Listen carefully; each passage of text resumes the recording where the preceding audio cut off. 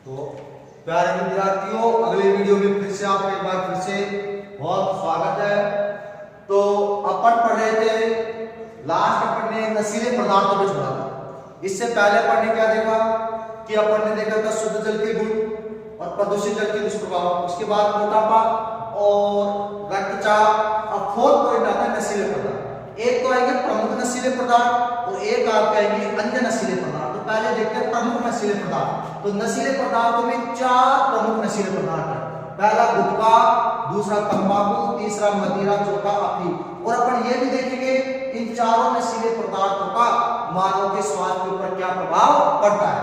तो पहला नशीला पदार्थ आता है गुटखा। देखो सबसे पहले जो बिंदुओं को पढ़ते जाओ ध्यान से। सबसे पहले गुटखा तैयार कैसे होता है? तो गुटखा तैयार करने में अपन काम लेते हैं सुपारी के टुकड़े, सुपारी के टुकड़े, कत्था, चूना, संश्लेषित खुशबू, संश्लेषित खुशबू और इसके अलावा धातुओं के वर्ग, धातुओं के वर्ग। इनसे बताओ क्या तैयार किया जाता है? तो आप बोलोगे गुटखा। तो पहला प्रश्न आपसे होता है गुटखा कैसे तैयार किया जाता है? तो गुटखा सुपारी के टुकड़ों के अंदर क्या क्या मिलाकर कत्था, चूना, संश्लेषित खुशबू और धातुओं के वर्ग आदि तैयार करके क्या तैयार किया जाता है? गुटखा। अब गुटखा आजकल क्या, गुटखा आजकल पाउचों के रूप में उपलब्ध है, छोटे छोटे पैकेटों के रूप में मिलता है, इसलिए हर गांव गली शहर मोहल्ले में आपको मिल जाएगा। अब आजकल तो छोटे बच्चे और महिलाएं भी गुटखा का सेवन खुलेआम पर करने लगे हैं, खुले तौर पर करने लगे हैं। कई गांवों के अंदर महिलाएं और बच्चे भी आज गुटखे का सेवन कर रहे हैं, जो एक बहुत बड़ी लत है। अब होता क्या है, अब गुटखे के सेवन करने से रोग होता है, उस रोग का नाम होता है सबम्यूकस फाइब्रोसिस रोग। सबम्यूकस फाइब्रोसिस रोग बहुत इंपॉर्टेंट पॉइंट है, ये ध्यान रखना। यहाँ से परीक्षा में प्रश्न हमेशा बनता है कि सबम्यूकस फाइब्रोसिस रोग किसके सेवन से होता है? तो आपको बताता है किसके सेवन से होता है? गुटखा के सेवन से। तो गुटखा के सेवन से सबम्यूकस फाइब्रोसिस रोग होता है। इस रोग के अंदर क्या होता है, ये जो हमारा जो जबड़ा होता है, इस जबड़े की मांसपेशियां क्या हो जाती है? कठोर हो जाती है और इससे जबड़ा खुल नहीं पाता है। किस रोग के अंदर? Submucous fibrosis. तो यहाँ से देखो 2-3 प्रश्न बनते हैं। सबम्यूकस फाइब्रोसिस किसके कारण होता है? तो गुटखा के सेवन से, गुटखा को चबाने के कारण। इसमें अच्छा इसका कारण तो क्या हो गया? गुटखा का सेवन। प्रभाव क्या है? जबड़े की मांसपेशियां क्या हो जाती है? कठोर और जबड़ा पूर्णतः खुल नहीं पाता। इसे ही कौन सा रोग कहते हैं? सबम्यूकस फाइब्रोसिस रोग कहते हैं। अब दूसरा नशीला पदार्थ क्या है? तंबाकू। अब तंबाकू के पादप का वैज्ञानिक नाम, साइंटिफिक नेम है Nicotiana, Nicotiana tabacum, Nicotiana tabacum कूल सोलेनेसी, कूल सोलेनेसी। तो तंबाकू के पादप का वैज्ञानिक नाम क्या है प्रिय विद्यार्थी? तो आपको बताना है निकोटिएना टोबैकम कूल सोलेनेसी। अच्छा, इस तंबाकू पादप की पत्तियों में एक हानिकारक एल्कलॉइड, एल्कलॉइड को बोलेंगे नशीला पदार्थ होता है। तंबाकू पादप की पत्तियों में एक हानिकारक एल्कलॉइड पाया जाता है और उसका नाम है निकोटीन। तो तंबाकू पादप की पत्तियों में जो हानिकारक एल्कलॉइड पाया जाता है वो होता है निकोटीन। और इसकी मात्रा इसकी पत्तियों में 1 से लगाकर कितना प्रतिशत होती है? 8%। निकोटीन जो हानिकारक एल्कलॉइड है, इसकी मात्रा तंबाकू की पत्तियों में कितना प्रतिशत होती है? तो आपको बताना है 1 से 8%। यहां से प्रश्न बन चुका है, आ चुका है बोर्ड के अंदर कि तंबाकू पादप की पत्तियों में कौन सा हानिकारक एल्कलॉइड पाया जाता है? तो आपका बताना है निकोटीन। इसकी मात्रा पूछ ले तो बताना है 1 से कितना प्रतिशत? 8। इस पादप का साइंटिफिक नेम क्या है, वैज्ञानिक नाम? तो निकोटिएना टोबैकम कूल सोलेनेसी। अब कई लोग क्या करते हैं, तंबाकू को विभिन्न प्रकार से सेवन करते हैं। गांव के लोग आप देखे होंगे, कई लोग तो इसको क्या करते हैं कि जो मंजन होती है, मंजन के रूप में तंबाकू को दांतों के मल लेते हैं। कई लोग इसके पाउडर को सूंघते हैं ताकि उनको नशा आ जाए। कई लोग तंबाकू को बीड़ी, सिगरेट आदि के रूप में इसका सेवन करते हैं। तो अलग अलग लोगों के द्वारा तंबाकू का सेवन अलग अलग रूप से किया जाता है, चाहे किसी भी रूप में करें। लेकिन अपन को पता है कि तंबाकू एक नशीला पदार्थ है जो हमारे स्वास्थ्य के ऊपर हानिकारक प्रभाव डालता है। अब मेन प्रश्न ये बढ़ता है कि तंबाकू के सेवन से मनुष्य के शरीर पर क्या हानिकारक प्रभाव पड़ते हैं, और ये प्रश्न यहाँ से आ चुका है बोर्ड के अंदर। तो देखो क्या हानिकारक प्रभाव पड़ते हैं। पहला, तंबाकू पादप की पत्तियों में, अब अब तुमको पता है कौन सा हानिकारक एल्कलॉइड होता है, निकोटीन। निकोटीन, अगेन निकोटीन देखो क्या करता है, निकोटीन जो धमनियां होती है उन धमनियों की आंतरिक भित्ति या दीवार को क्या करता है, मोटा कर देता है, और मोटा करने से रक्त का प्रवाह बढ़ जाता है और जिससे हृदय की धड़कन भी बढ़ जाती है। अतः रक्त का प्रवाह बढ़ेगा तो रक्तचाप बढ़ेगा, और रक्तचाप बढ़ेगा तो हृदय की धड़कन भी क्या हो जाती है, बढ़ जाती है। तो पहला दुष्प्रभाव क्या है बताओ, तंबाकू के सेवन का पहला दुष्प्रभाव ये है कि तंबाकू पादप की पत्तियों में हानिकारक एल्कलॉइड होता है जिसका नाम क्या होता है, निकोटीन। अच्छा, अब इस निकोटीन के कारण क्या होता है, तो आपको बता रहे क्या, इस निकोटीन के कारण धमनियों की आंतरिक भित्ति या दीवार क्या हो जाती है, मोटी, और मोटी हो जाने के कारण उसमें रक्त का प्रवाह बढ़ जाता है और हृदय की धड़कन भी बढ़ जाती है। दूसरा, अच्छा, तंबाकू के सेवन से कई प्रकार के कैंसर हो सकते हैं, जैसे मुंह का कैंसर, गले का कैंसर, जीभ का कैंसर, फेफड़ों का कैंसर। तो बताओ दूसरा प्रभाव क्या हुआ, तंबाकू के सेवन से मनुष्य के शरीर में कई प्रकार के कैंसर हो सकता है, गले का कैंसर, मुंह का कैंसर, जीभ का कैंसर, फेफड़ों का कैंसर। तीसरा प्रभाव, अगर गर्भवती महिलाएं, क्योंकि महिलाएं भी आजकल खुलकर तंबाकू का सेवन करने लगी हैं, ग्रामीण क्षेत्रों में तो बहुत ज्यादा समस्या है, तो गर्भवती महिलाएं यदि तंबाकू का सेवन करती है तो उनका जो नवजात शिशु है, जो भ्रूण है, जो गर्भ में पल रहा है भ्रूण, उस भ्रूण के विकास की क्रिया मंद पड़ जाती है, या कहे तो क्या पड़ जाती है, धीमी पड़ जाती है। और चौथा दुष्प्रभाव क्या है कि तंबाकू जो होता है, जो बीड़ी सिगरेट के अंदर जो तंबाकू होता है, तो बीड़ी सिगरेट के धुएं से एक हानिकारक गैस निकलती है, CO होती है कार्बन मोनोऑक्साइड, कार्बन मोनोऑक्साइड। अब ये कार्बन मोनोऑक्साइड क्या है, सिगरेट के धुएं के साथ हमारे शरीर में जाती है, शरीर में जाने पर हमारे ब्लड में जो आरबीसी होती है, रेड ब्लड सेल, उन कणिकाओं को क्या कर देती है, नष्ट कर देती है, और रुधिर में ऑक्सीजन की परिवहन क्षमता क्या कर देती है, घट जाती है, या ऑक्सीजन की परिवहन क्षमता को घटा देती है। बताओ तंबाकू के कितने दुष्प्रभाव हुए, 4। पहला क्या है, तो आपको बताना है क्या, तंबाकू की पत्तियों में हानिकारक एल्कलॉइड निकोटीन होता है। निकोटीन धमनियों की भित्ति को क्या कर देता है, मोटा कर देता है, जिससे रक्त का प्रवाह बढ़ जाता है।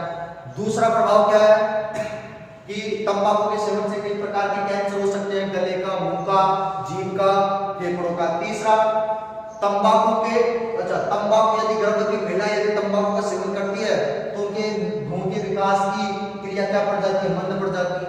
चौथा, सिगरेट के धुएं में हानिकारक गैस होती है कार्बन मोनोऑक्साइड, ये अपने शरीर में जाके बताओ, शरीर में जाने के बाद आरबीसी को नष्ट कर देगी, और नष्ट करने के बाद अपने शरीर में ऑक्सीजन की परिवहन क्षमता को घटा देती है।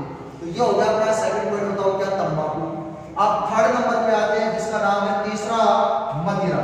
अब मदिरा क्या है, ध्यान से देखो प्रिय विद्यार्थियों, मदिरा क्या है, ये कैसे तैयार होती है और कैसे इसका शरीर पर हानिकारक प्रभाव पड़ता है। तो तीसरा नशीला पदार्थ आपका हो गया मदिरा। दोस्तों देखो, कई व्यक्ति नशे के लिए विभिन्न प्रकार की मदिराओं का सेवन करते हैं। अब सभी मदिराओं में, चाहे कैसी हो, सभी मदिराओं में नशे का कारण एक ही पदार्थ होता है, और उस पदार्थ का नाम है एथिल अल्कोहल, और इसका रासायनिक सूत्र होता है C2H5OH। बताओ दोस्तों प्रिय विद्यार्थी, एथिल अल्कोहल का रासायनिक सूत्र क्या हो गया, तो आप बताओगे C2H5OH। बहुत इंपॉर्टेंट पॉइंट है। सबसे पहला बिंदु, सभी प्रकार की मदिराओं का मुख्य घटक क्या है, घटक का मतलब सभी प्रकार की मदिराओं में क्या डाला जाता है, बहुत इंपॉर्टेंट प्रश्न बोर्ड के अंदर 1 नंबर का, आपको बताना है एथिल अल्कोहल, रासायनिक सूत्र क्या है इसका, C2H5OH। अब अलग अलग मदिराओं में इसकी मात्रा अलग अलग डाली जाती है, जिसमें ज्यादा डाली जाती है उसके कम लेने से ही नशा करने लगता है। अब मदिरा के सेवन से हमारे शरीर पर क्या प्रभाव पड़ता है, तो देखो, पहला, मदिरा के सेवन से शरीर पर नियंत्रण क्या हो जाएगा, कमजोर हो जाएगा, अर्थात शरीर नियंत्रण में नहीं रहेगा। और अपने शरीर को नियंत्रण में कौन सा तंत्र करता है, तो करता है तंत्रिका तंत्र। अर्थात मदिरा के सेवन से शरीर पर नियंत्रण और सामंजस्य में क्या आती है, कमी आती है, और हमारा तंत्रिका तंत्र भी इससे प्रभावित होता है। दूसरा, मदिरा के सेवन से शारीरिक हानि भी होती है, मानसिक हानि भी होती है, इसके अलावा आर्थिक मतलब रुपये पैसे जो है वो भी क्या होते हैं, व्यर्थ में ही बर्बाद होते हैं। तो मदिरा के सेवन से शारीरिक, मानसिक और आर्थिक हानि होती है। पहला दुष्प्रभाव क्या है, मदिरा के सेवन से शरीर पर नियंत्रण समन्वय नहीं रहता, नियंत्रण ढीला पड़ जाता है, और तंत्रिका तंत्र इससे प्रभावित होता है। दूसरा, शरीर की शारीरिक, मानसिक और आर्थिक हानि होती है। नंबर थर्ड आपका आ गया मदिरा के सेवन से रोग होता है। इस रोग का नाम है वसीय यकृत रोग। वसीय यकृत रोग ध्यान रखना है, बहुत इंपॉर्टेंट पॉइंट है ये। तो मदिरा के सेवन से वसीय यकृत रोग होता है। इस वसीय यकृत रोग में क्या होता है, शरीर में कार्बोहाइड्रेट और दूसरा आपका हो गया वसा।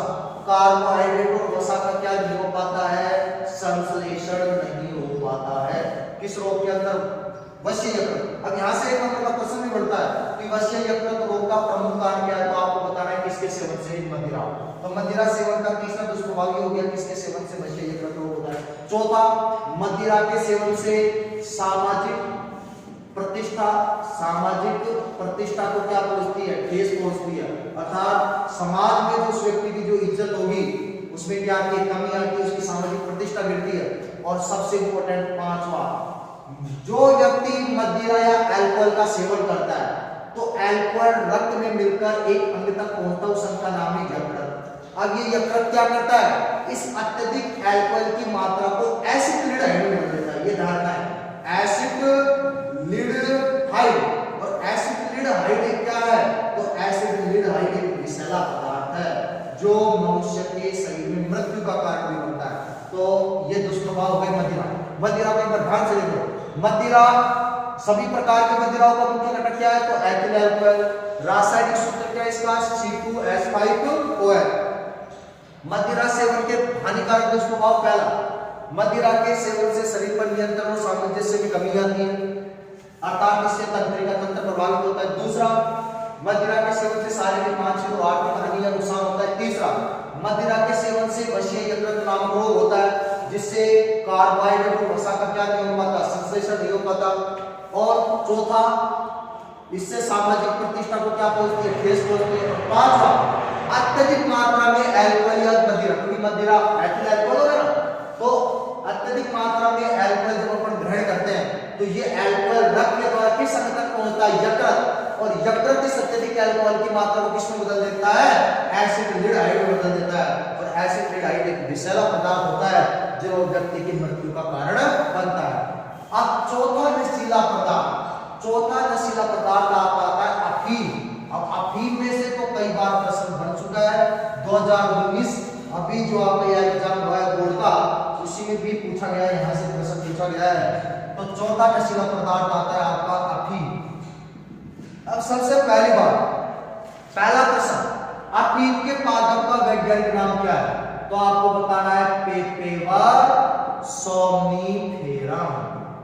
पहला प्रश्न, अफीम के पादप का वैज्ञानिक नाम क्या है, तो आपको बताना है पेपेवर सोमनिफेरम। अब ये तैयार कैसे होता है, पेपेवर सोमनिफेरम के जो कच्चे फल होते हैं जिनको अपन डोडे बोलते हैं, अफीम के जो डोडे होते हैं कच्चे फल, पेपेवर सोमनिफेरम के कच्चे फल के चीरा लगाने से एक दूध निकलता है और उस दूध को सुखा करके क्या तैयार किया जाता है, अफीम।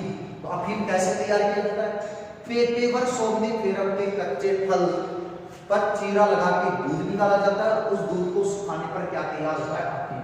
अब अफीम के दूध में कुल 30 प्रकार के एल्कलॉइड पाए जाते हैं। कितने प्रकार के एल्कलॉइड, मतलब जिनसे नशा होता है, नशीले पदार्थ होते हैं। तो बताओ, अफीम के दूध में कुल कितने प्रकार के एल्कलॉइड होते हैं जिनके सेवन से नशा आता है, तो कितने प्रकार के, 30 प्रकार, जिनमें से कुछ प्रमुख है, जैसे मार्फीन, दूसरा आता है कोडीन, तीसरा आता है निकोटीन, ये तो तंबाकू की पत्तियों में भी होता है, अभी आपने पढ़ा है निकोटीन। चौथा होता है पेपेवरिन, पांचवा होता है सोमनिफेरिन। तो अफीम के दूध में कुल 30 प्रकार के एल्कलॉइड होते हैं, जिनमें से प्रमुख जो है वो है मार्फीन, कोडीन, निकोटीन, पेपेवरिन और सोमनिफेरिन। इनमें से 2 एल्कलॉइड तो ऐसे भी हैं जिनका उपयोग औषधि बनाने में किया जाता है, और वो 2 एल्कलॉइड, एक का नाम है मार्फीन और दूसरे का नाम है कोडीन।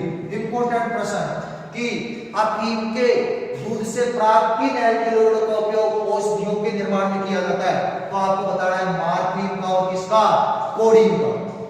इसके अलावा अफीम से एक पदार्थ तैयार किया जाता है जिसका नाम है हेरोइन। इस हेरोइन का उपयोग भी ग्रामीण क्षेत्रों में लोग बताओ किसके लिए करते हैं? नशे के लिए। तो अफीम से तैयार किया गया एक पदार्थ हेरोइन है, इसका उपयोग भी ग्रामीण क्षेत्रों में नशे के लिए किया जाता है। अब गांव के अंदर क्या होता है? गांव के अंदर चाहे खुशी के अवसर हो, चाहे कोई गम के अवसर हो, सभी अवसरों पर लोगों को क्या देने की प्रथा प्रचलित है? अफीम। उनको खुशी और गम के अवसरों पर अफीम दिया जाता है। और जो माताएं होती है ग्रामीण क्षेत्रों में, वो अपने कई बार छोटे बच्चों को सुलाने में भी उनको अफीम दे देती है और धीरे धीरे फिर उनको अफीम की लत पड़ जाती है और जिसके फिर प्रभाव शारीरिक रूप से भी देखने को मिलते हैं और मानसिक रूप से भी देखने को मिलते हैं। आजकल मतलब स्वयंसेवी संस्था, आजकल बहुत सारी स्वयंसेवी संस्थाएं हैं जो अफीम या विभिन्न प्रकार के नशीले पदार्थों को जो व्यक्ति ले रहे हैं उपयोग में, उनको रोकने का प्रयास कर रही है। तो अफीम के बारे में क्या क्या धारणा है आपको प्यारे विद्यार्थियों? अफीम के बारे में वैज्ञानिक नाम पेपे और सोमनिफेरम। अफीम कैसे तैयार होता है? तो पेपे और सोमनिफेरम के कच्चे फलों से जो दूध प्राप्त होता है उसको सुखाने से अफीम तैयार होता है। अफीम में कुल 30 प्रकार के एल्डिहाइड होते हैं जिनमें प्रमुख मार्फिन, टोडिन, निकोटीन, पेप्यूरिन, सोमनिफेरम है। इनमें से मार्फिन, टोडिन का उपयोग तो दर्द निवारक दवा और औषधि में किया जाता है। दर्द निवारक दवा और औषधि बनाने में मार्फिन और टोडिन, और अफीम से बड़े पदार्थ हेरोइन का उपयोग भी नशे के लिए किया जाता है। प्यारे विद्यार्थियों, ये आपके हुए प्रमुख नशीले पदार्थ, जिनमें कितने आ गए? 4। पहला है कौन सा? आपका अफीम। दूसरा आपका आपने क्या देखा? गुटखा। तीसरा तंबाकू। चौथा देखा मदिरा। अब अपन देखेंगे अन्य नशीले पदार्थ। अन्य नशीले पदार्थों में कौन कौन से आते हैं? इन चारों को छोड़ दो, प्रमुख नशीले पदार्थ को दो और इनके बाद अन्य नशीले पदार्थ में दो। प्यारे विद्यार्थियों, हशीश, गांजा, चरस, LSD। LSD का पूरा नाम भी आपको ध्यान रखना है, लाइसर्जी एसिड डाई इथाइल एमाइड। ये किसका पूरा नाम है? LSD, lysergic acid di ethyl amide. Hashish, गांजा, चरस, LSD, कोकीन, भांग, ये सब दोस्तों अन्य नशीले पदार्थ हैं। तुमसे पूछा प्रमुख नशीले पदार्थ कितने हैं? तो 4। क्या क्या है? तंबाकू, मदिरा, गुटखा और आपके क्या हो गई? अफीम। अन्य नशीले पदार्थ में हशीश, गांजा, चरस, कोकीन, भांग और क्या? LSD। LSD का पूरा नाम पूछे तो lysergic acid di ethyl amide. इसके अलावा अब क्या करते हैं? जो गांव में जो युवा लोग होते हैं, युवा लोग क्या करते हैं कि इनके चुंगल में फंस जाते हैं। कैसे? जैसे कई बार उपयोग कर लेते हैं, फिर धीरे धीरे उनको इनकी लत पड़ जाती है और फिर इनके दुष्प्रभाव चोरी, डकैती, परिवार से विच्छेदन हो जाना, लूट खसोट इनके रूप में देखने को मिलते हैं। अब इससे जुड़ा हुआ एक बिंदु आता है। आजकल डॉक्टर के पर्चे पर कुछ दवाएं मिल रही है, डॉक्टर के पर्चे पर कुछ दवाएं मिल रही हैं। उन दवाओं का दुरुपयोग किसके लिए बढ़ा है? नशे के लिए। अपन जब बीमार हो जाते हैं तो अस्पताल जाते हैं, अस्पताल में डॉक्टर पर्ची के ऊपर क्या कुछ दवाएं लिख के देता है। उनमें से कुछ दवाओं में नशीले पदार्थ अल्कोहल की मात्रा होती है। अब कई लोग क्या करते हैं? उन दवाओं का दुरुपयोग करते हैं। उन दवाओं को औषधि के रूप में न करके किसके रूप में करने लगते हैं? नशे के लिए करने लगते हैं। तो एक प्रश्न बनता है कि डॉक्टर के पर्चे पर मिलने वाली किन दवाओं का दुरुपयोग नशे के लिए बढ़ा है? तो आपको बताना है मार्फिन, कोमापेथेडिन, इसके अलावा नाइट्राजिपाम, इसके अलावा आपको बताना है डाइजिपाम, इसके अलावा ब्यूप्रीनोर्फिन। ये ऐसी दवाएं हैं जो डॉक्टर के पर्चे पर मिलती हैं और आज इनका दुरुपयोग नशे के लिए किया जा रहा है। तो कौन कौन सी दवाएं? मार्फिन, पेथेडिन, नाइट्राजिपाम, डाइजिपाम, ब्यूप्रीनोर्फिन और एक दवा का नाम वो ध्यान है प्रोफॉक्सिफिन। तो प्रोफॉक्सिफिन एक दवा हो गई, इनके नाम आपको ध्यान रखने हैं। अब भारत के कई राज्यों जैसे अपन बात करें राजस्थान, मध्य प्रदेश, उत्तर उत्तर प्रदेश, पंजाब और गुजरात। ये भारत के मैंने कुछ राज्यों के नाम लिखे हैं, राजस्थान, मध्य प्रदेश, उत्तर प्रदेश, पंजाब और गुजरात। इन राज्यों में अफीम का पारंपरिक सेवन जारी है। अफीम का पारंपरिक बहुत पहले प्राचीन समय से, अर्थात इन राज्यों की सीमाओं पर तस्करी होती है अफीम की। तो राजस्थान, मध्य प्रदेश, उत्तर पूछ ले कि भारत के किन राज्यों में अफीम का पारंपरिक सेवन जारी है, तो आपको बताना है राजस्थान, मध्य प्रदेश, उत्तर प्रदेश, पंजाब, गुजरात। इसके अलावा भारत के जो पूर्वोत्तर राज्य है, पूर्वोत्तर जो राज्य है जैसे असम, नागालैंड, मणिपुर, मिजोरम, जो पूर्वोत्तर जो राज्य है, इन राज्यों में अफीम से बना पदार्थ जिसका क्या नाम है, हेरोइन, हेरोइन का इंजेक्शन लेने का प्रचलन है। ये क्या करते हैं, ये लोग नशे के लिए हेरोइन का इंजेक्शन लगाते हैं और उसके बाद व्यक्ति को क्या लगता है, नशा आने लगता है। तो बताओ डॉक्टर के पर्चे कटने वाली किन दवाओं का दुरुपयोग नशे के लिए बढ़ा है? Morphine, pethidine, nitrazepam, diazepam, buprenorphine, propoxyphene. आपसे पूछे कि बताओ भारत के किन राज्यों के अंदर अफीम का पारंपरिक सेवन जारी है? बताना है राजस्थान, मध्य प्रदेश, उत्तर प्रदेश, पंजाब, गुजरात। इसके अलावा आपसे पूछे कि हेरोइन का इंजेक्शन लेने का प्रचलन कौन से राज्यों में है, तो आपको बताना है पूर्वोत्तर राज्यों में। अब एक छोटा बिंदु पर और अपन चर्चा करेंगे, उसका नाम है आजकल जो सड़कों पर जो पल रहे हैं जो बच्चे हैं, जो गरीब परिवारों के सड़कों पर जो बच्चे रहते हैं, वो क्या करते हैं, अब वो छोटे होते हैं, सड़क पर या आसपास कहीं कचरा से भीग के या धातुओं को भीग के, कांच की बोतलों के भीग के अपनी आजीविका चलाते हैं। अब ऐसे सड़कों पर पलते बच्चे कई बार कुछ विभिन्न पदार्थों को उपयोग लेते हैं और धीरे धीरे उनमें नशे की लत पड़ जाती है, आदत पड़ जाती है।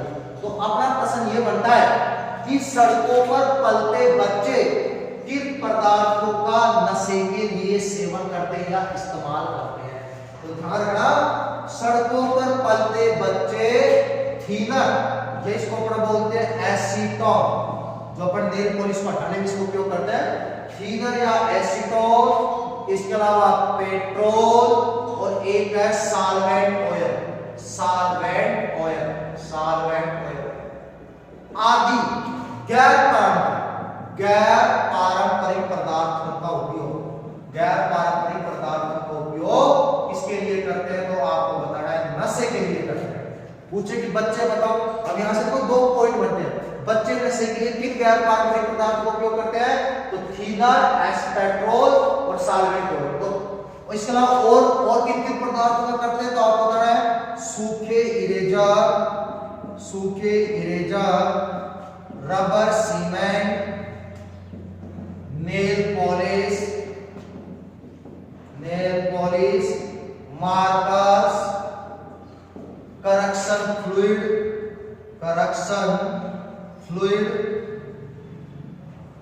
जूता चिपकाने का गोंद और इसके अलावा गैसोलीन आदि पदार्थों को ये क्या करते हैं? अपने श्वास के साथ अंदर खींचते हैं, जिनसे इनको नशा आने लगता है। अब तुमसे पूछे कि बच्चे नशे के लिए किन पदार्थों का उपयोग करते हैं, तब तो आप सारे बता दो। पूछे कि बच्चे नशे के लिए किन गैर पारंपरिक पदार्थों का उपयोग करते हैं, तो आपको बताना है थीनर, पेट्रोल और सॉल्वेंट ऑयल। और पूछे बच्चे और किन पदार्थों का उपयोग करते हैं नशे के लिए, तो आपको बताना है सूखे eraser, rubber cement, nail polish, markers, इसके अलावा करेक्शन फ्लूइड, जूता चिपकाने का गोंद और इसके अलावा गैसोलीन आदि पदार्थों के श्वास के साथ अंदर खींचते हैं, जिससे इन बच्चों में क्या लगता है? नशा आने लगता है। अच्छा, अब ये हो गए प्यारे विद्यार्थियों, अपने कौन से पदार्थ हो गए, ये हो गए बच्चे नशे के लिए किन पदार्थों का सेवन करते हैं। अब इस चैप्टर का एक लास्ट टॉपिक बच गया है, वो बच गया है मिलावट एवं इसके दुष्प्रभाव। मिलावट एवं इसके दुष्प्रभाव। प्यारे विद्यार्थियों, जो नेक्स्ट जो वीडियो आएगा उसमें अपन देखेंगे मिलावट और इस मिलावट के कारण क्या दुष्प्रभाव आज देखने को मिल रहे हैं। तो इसमें कोल्ड ड्रिंक्स का भी एक उदाहरण अपन देखेंगे कोल्ड ड्रिंक्स के अंदर। तो लास्ट देखेंगे मिलावट और इसके दुष्प्रभाव को रोकने के लिए भारत के अंदर कौन सा कानून बनाया गया है। इसके बाद आपका ये चैप्टर कंप्लीट हो जाएगा और जब नेक्स्ट वीडियो में जब मैं आपको पढ़ाऊंगा मिलावट और दुष्प्रभाव, तो ये आपका चैप्टर पूरा हो जाएगा। और साथ ही साथ पहले चैप्टर के क्वेश्चन आंसर भी आपको साथ ही साथ मैं करवाऊंगा यहीं पे, और आपका ये चैप्टर पूरा खत्म हो जाएगा। नोट्स की आपकी पीडीएफ होगी, इसमें फाइल होगी जिसमें पहले चैप्टर के आपको व्यवस्थित तरीके से लिखे हुए हैं, उनको अपने रजिस्टर में ऐसे कैसे नोट कर लेना, और वीडियो को आप देखो, इससे आपको वीडियो देखने के बाद उनको पढ़ो, तुरंत आपका ये पहला पार्ट क्लियर हो जाएगा। इसके बाद फिर अपन नेक्स्ट पार्ट की ओर आगे बढ़ेंगे। तब तक मिलते हैं अगले वीडियो में। घर पे रहो, सुरक्षित रहो कोरोना महामारी में, क्योंकि इस समय ये एक वायरस जनित बीमारी है जो स्पर्श के द्वारा एक व्यक्ति से एक संक्रमित व्यक्ति से स्वस्थ व्यक्ति में इसका फैलाव हो रहा है। ऐसी स्थिति के अंदर आप घर पे रह के अच्छे से अपने अध्ययन को सुचारू रूप से जारी रखें और बने रहें। ज्योति एकेडमी की ऑनलाइन क्लासेज में आपको नए नए टॉपिक आपको एक व्यवस्थित रूप से देखने को मिलेंगे। ठीक है, मिलते हैं अगले टॉपिक में। धन्यवाद।